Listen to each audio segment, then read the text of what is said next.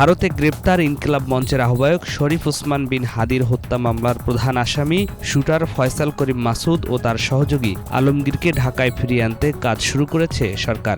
বাংলাদেশের দায়িত্বশীল গোয়েন্দা সূত্র জানায়, আইনি প্রক্রিয়ার মাধ্যমে তাদের বাংলাদেশে ফিরিয়ে আনার প্রক্রিয়া চলছে।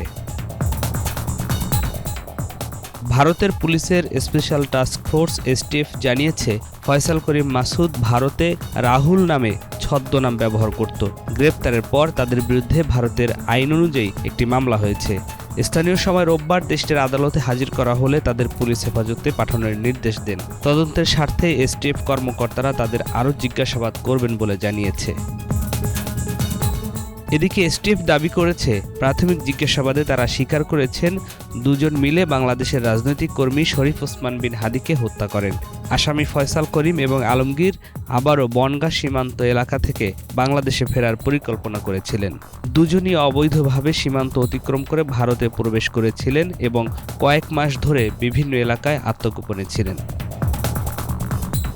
গোয়েন্দা সূত্র জানায়, প্রতিরক্ষা গোয়েন্দা মহাপরিদপ্তরের নবনিযুক্ত পরিচালক মেজর জেনারেল কায়সার রশিদ চৌধুরী সম্প্রতি ভারত সফরকালে হাদি হত্যা মামলার পলাতক আসামিদের গ্রেফতার এবং বাংলাদেশে ফেরত পাঠাতে ভারতীয় কর্তৃপক্ষের প্রতি আহ্বান জানান। সেই প্রেক্ষাপটেই গোয়েন্দা তথ্য যাচাই করে ভারতের আইনশৃঙ্খলা রক্ষাকারী বাহিনী অভিযানে নামে এবং দুই আসামিকে আটক করতে সক্ষম হয়। ফয়সাল করিম ছাত্রলীগের সাবেক নেতা এবং আলমগীর আদাবর থানা যুবলীগের কর্মী ছিলেন বলে তদন্তে উঠে এসেছে। এই হত্যাকাণ্ডের পর ফয়সাল ও আলমগীর ছাড়াও তাইজুল ইসলাম ভারতে পালিয়ে গেছেন বলে ধারণা করছেন তদন্ত সংশ্লিষ্ট কর্মকর্তারা। হাদি হত্যা মামলায় ১৭ জনকে অভিযুক্ত করে গত ৬ জানুয়ারি অভিযোগপত্র দেয় ডিবি পুলিশ, কিন্তু অভিযোগপত্রে সন্তুষ্ট নয় ইনকিলাব মঞ্চ। গত ১২ জানুয়ারি মামলাটি শুনানির জন্য ধার্য ছিল। মামলার বাদী আব্দুল্লাহ আল জাবের সেদিন অভিযোগপত্র পর্যালোচনার জন্য ২ দিন সময় চান।